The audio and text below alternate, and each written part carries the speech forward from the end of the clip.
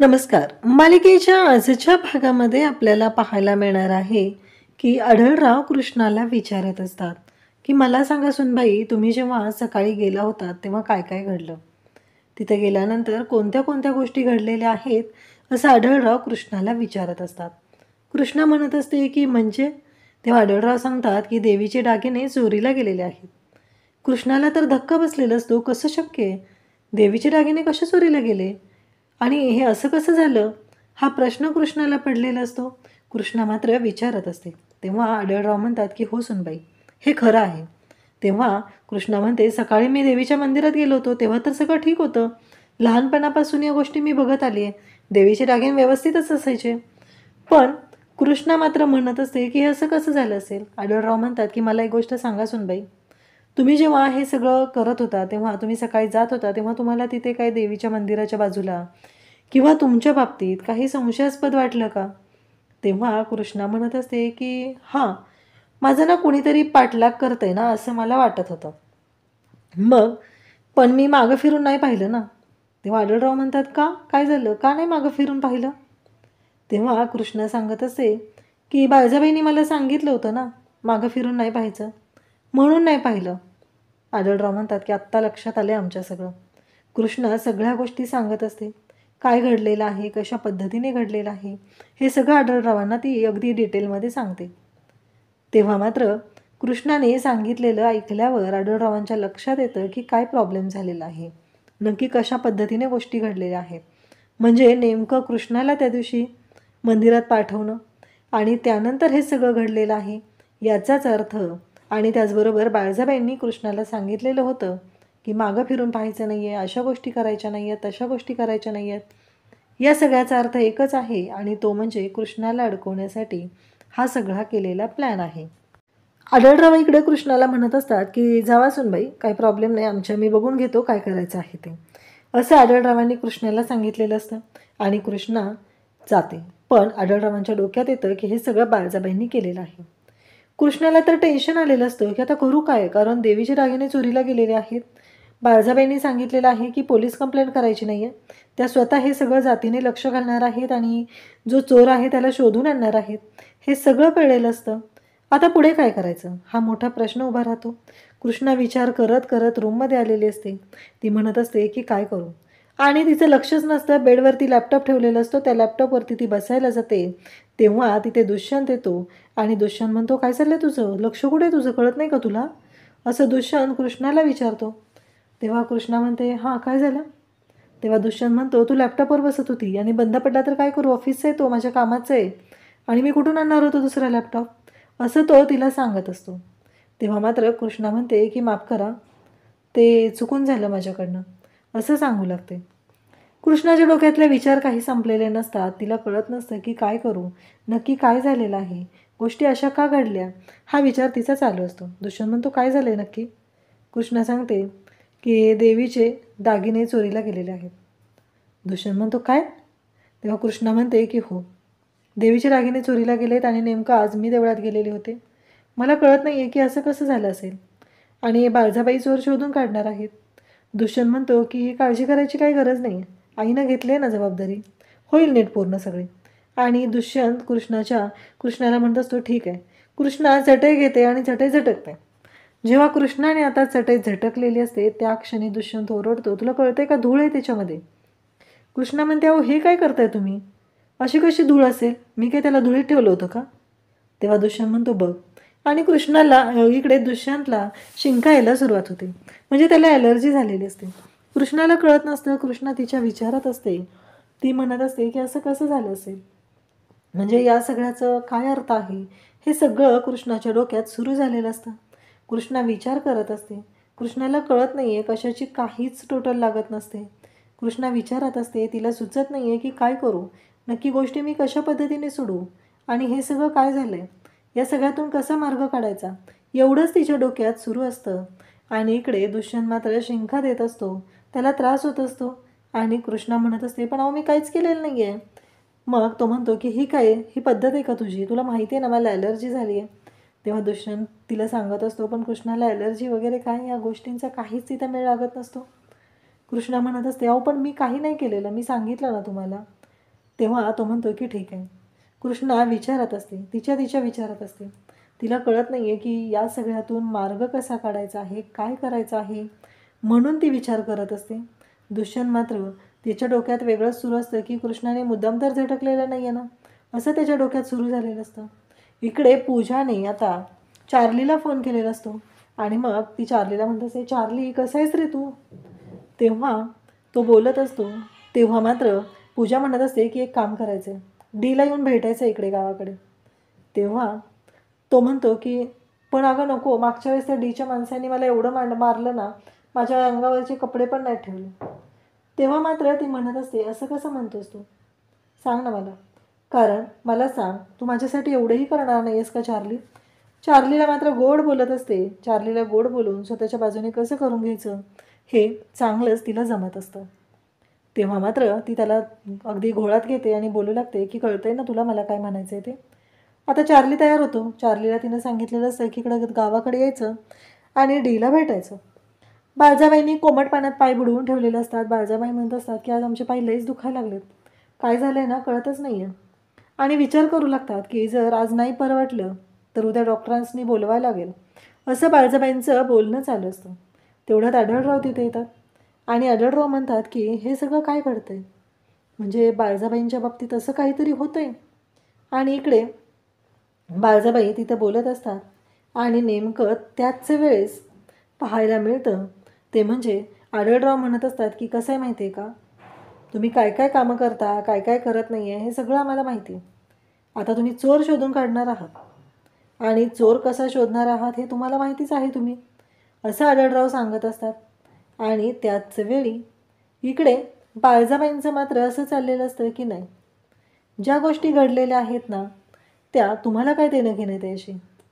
कसं आहे नेमकं सुनबाई सकाळी मंदिरात जाणं आणि मंदिरात चोरी होणं या गोष्टींचा एकमेकांशी काही संबंध नाही असं म्हणायचं आहे का तुम्हाला, असं आढळराव बोलत असतात.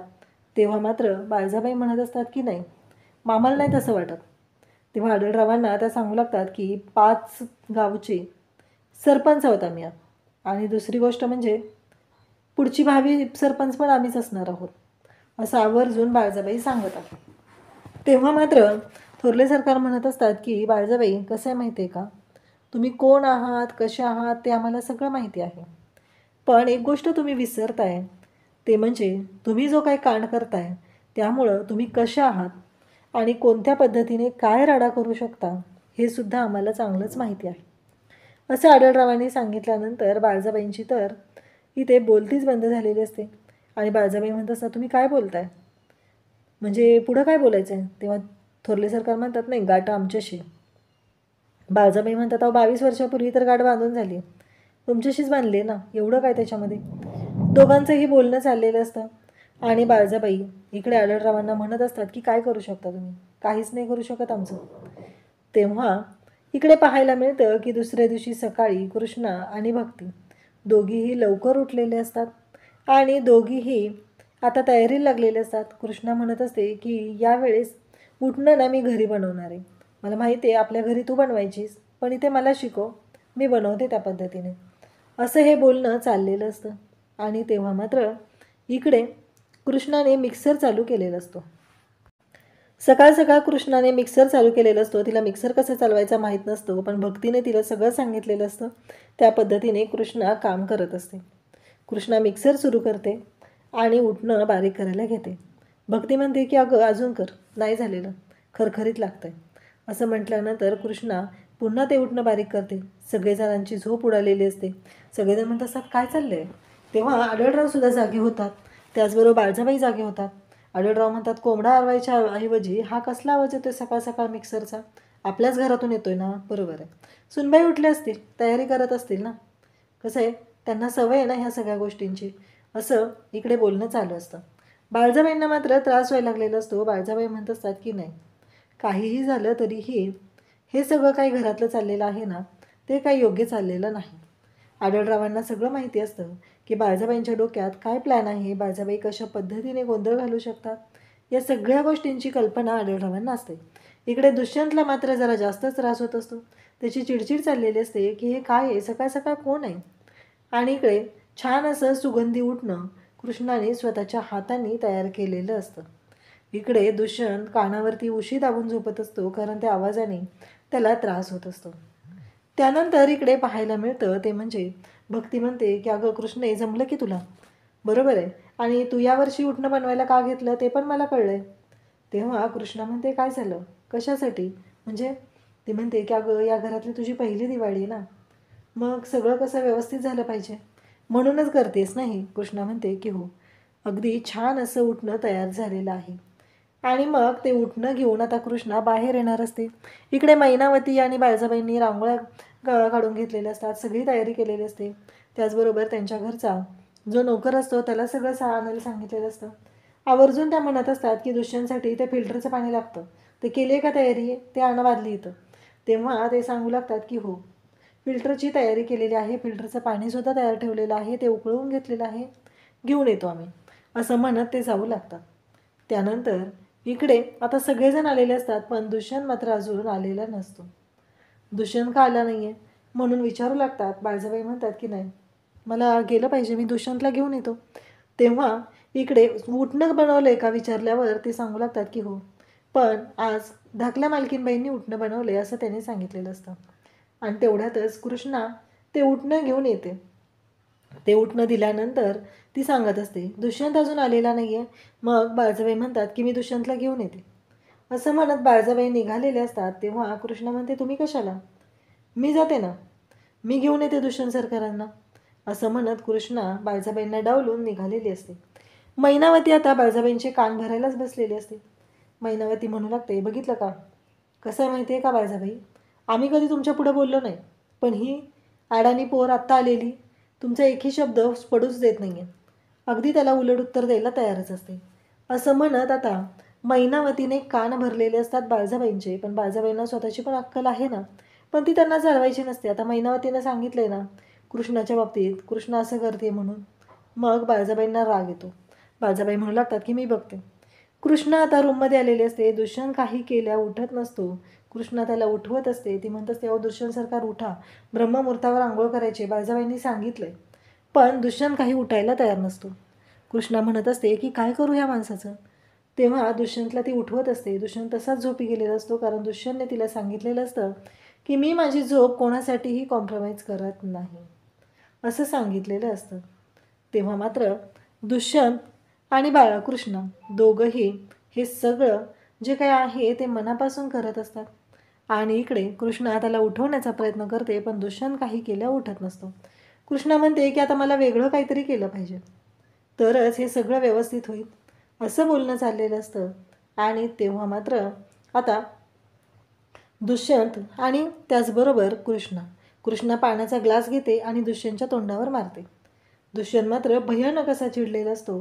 तो म्हणत असतो की काय करू मी, हे सगळं असं का होतंय.